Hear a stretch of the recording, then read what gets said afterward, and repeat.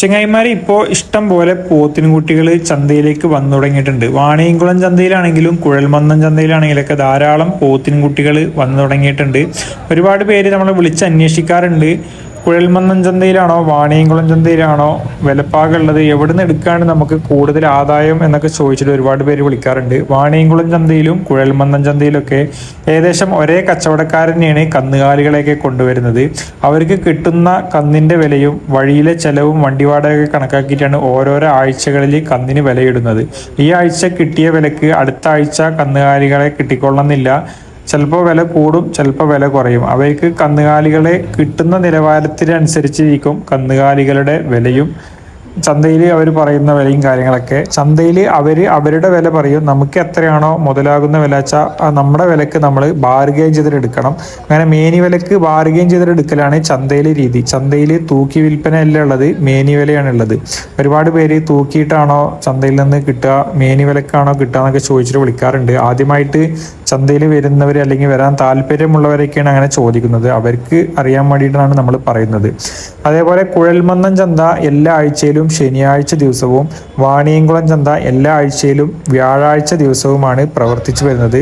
രാവിലെ നേരത്തെ 5 മണി മുതൽ ഉച്ചക്കൊരു 2-2:30 വരെയൊക്കെ കന്നുകാലികളും കച്ചവടക്കാരൊക്കെ ചന്തയിലുണ്ടാവും. നല്ല രീതിയിൽ കച്ചവടവും നടക്കും. ആ ടൈമിലൊക്കെ മാക്സിമം നേരത്തെ വരാൻ കഴിയുന്നുണ്ടെങ്കിൽ ഏകദേശം ഒരു 5:30-6 മണിക്കൊക്കെ വരികയാണെന്നുണ്ടെങ്കിൽ കൂടുതൽ കന്നുകാലികൾ ചന്തയിലുണ്ടാവും. അപ്പം നമുക്ക് കൂടുതലായിട്ട് തിരഞ്ഞെടുത്ത് കൊണ്ടുപോകാൻ കഴിയും.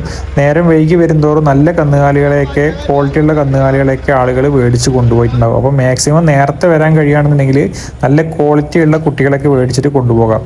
അതേപോലെ ഒരുപാട് പേര് ചോദിക്കാറുള്ള മറ്റൊരു കാര്യം, നമുക്ക് ദൂര സ്ഥലങ്ങളിലേക്ക് കന്നുകാലികളെയൊക്കെ കൊണ്ടുപോകാൻ വണ്ടി സൗകര്യങ്ങളൊക്കെ അവിടെ ഉണ്ടോയെന്ന്. വണ്ടി സൗകര്യങ്ങൾ ചന്തയിലുണ്ട്. ചന്തയിൽ നിന്ന് തന്നെ വണ്ടിയും കാര്യങ്ങളൊക്കെ കിട്ടും. 1-2 ഒക്കെ എടുത്തിട്ട് ഒരുപാട് ദൂരത്തേക്കൊക്കെ കൊണ്ടുപോകുമ്പോൾ ഒരുപാട് വണ്ടി വാടക വരും.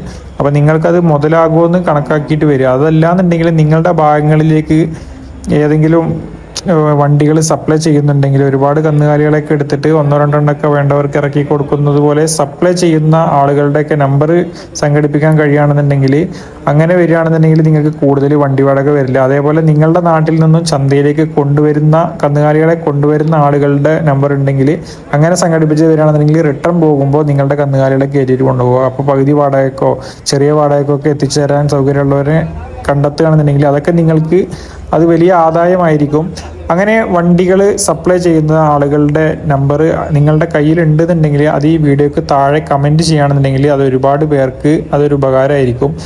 തിരുവനന്തപുരം, കൊല്ലം, കാസർഗോഡ് പോലെയുള്ള ദൂര സ്ഥലങ്ങളിൽ നിന്നൊക്കെ ഒരുപാട് പേര് വിളിച്ചിട്ട് വണ്ടി സൗകര്യം ഉണ്ടോ, 1-2 കന്നുകാലികളൊക്കെ കൊണ്ടുപോകുമ്പോൾ വഴിയിൽ ഇറക്കി തരാൻ പറ്റുന്നത് പോലെ, നമുക്ക് ഡെലിവറി ചെയ്യാൻ പറ്റുന്ന പോലെയുള്ള വണ്ടിക്കാരുടെയൊക്കെ നമ്പറും കാര്യങ്ങളൊക്കെ ഉണ്ടോ എന്നൊക്കെ ചോദിച്ചിട്ട് വിളിക്കാറുണ്ട്. നമ്മുടെ അടുത്ത് അവരുടെ ഡീറ്റെയിൽസോ നമ്പറോ കാര്യങ്ങളൊന്നും ഇല്ല. നിങ്ങൾക്ക് ആർക്കെങ്കിലും അതേപോലെ വണ്ടികൾ അറേഞ്ച് ചെയ്യാൻ പറ്റുന്നവർ, അല്ലെങ്കിൽ റൂട്ടിൽ വണ്ടികളിൽ കന്നുകാലികളൊക്കെ ഓരോ റൂട്ടിൽ ഇറക്കി കൊടുക്കുന്ന ആളുകളുടെ നമ്പറോ ഡീറ്റെയിൽസോ എന്തെങ്കിലുമൊക്കെ നിങ്ങളുടെ കയ്യിലുണ്ടെങ്കിൽ, അല്ലെങ്കിൽ ആ വണ്ടിക്കാരൊക്കെ ഈ വീഡിയോ കാണുന്നുണ്ടെങ്കിൽ ആ ഡീറ്റെയിൽസും കാര്യങ്ങളൊക്കെ ഈ വീഡിയോക്ക് താഴെ കമൻറ്റ് ചെയ്യുകയാണെന്നുണ്ടെങ്കിൽ ഇതുപോലുള്ള കന്നുകാലികളൊക്കെ ദൂര സ്ഥലങ്ങളിലേക്ക് കൊണ്ടുപോകുന്നവർക്ക് വലിയൊരു ഉപകാരമായിരിക്കും.